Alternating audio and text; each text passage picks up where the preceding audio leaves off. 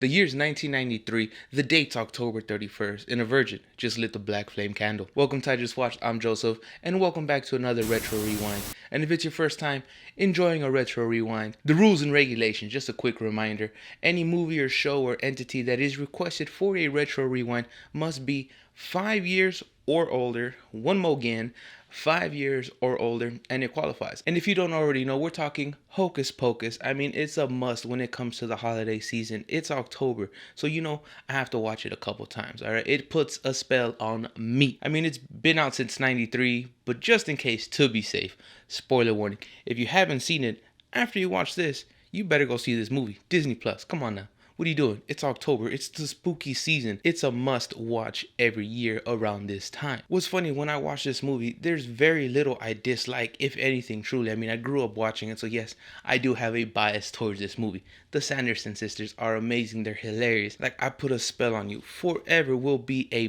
banger. I love listening to that song. The vibe, the energy. I always loved Dude's Makeup, the lead singer, who had the scarf. He looked like a skeleton with the top hat and stuff. I always loved his attire. When I was younger, I was like, dude, his costume is great. To this day, every time I see him, I'm like, I love it. I want to recreate it.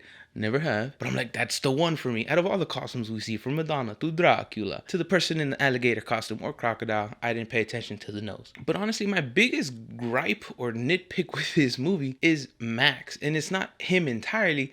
There's moments when I'm just like, he's that annoying teenager, which I understand he's supposed to be, but then there's moments when he just pushes it just a little too far and it gets a little cringe for me, and I'm like, can we go back to the sisters or his little sister or Binks, anybody else, please? Show me Billy go for a little bit. Max, you're getting on my nerves. Someone smack him upside the head and let's push forward, my dude. In all honesty, other than that gripe, I genuinely just love this movie. I think it's a cult classic, obviously. It's a must around the spooky season. However, it's one of those movies you can thoroughly enjoy year round. It's something I plan on showing to my kids and then making them show it to their kids, so on and so forth. It will be in my will, along with the list of other movies that must be watched. And even with moments that have mistakes or errors, like the little girl in the very beginning who's dead but she's still kind of moving a little bit, this movie's so good, things like that don't matter. Like, yes, it's in there, it happens, she couldn't sit still. We didn't care enough to be like, oh my god, this ruins the movie. No, it's the interaction between the sisters, because to this day, Winifred, Sarah, and Mary are just amazing.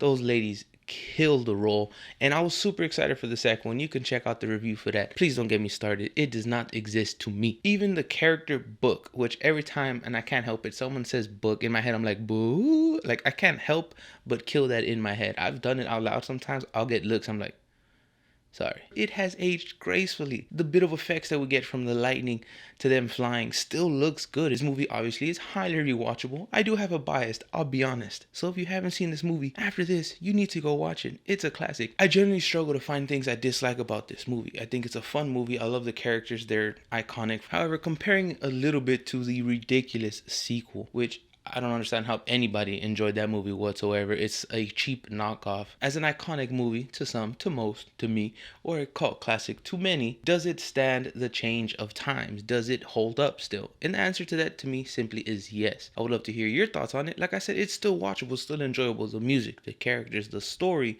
Growing up, did you care for it? Is it something you grew up with like I did? So I definitely have a bias towards, and I still say it's highly rewatchable. It held up very well over the years.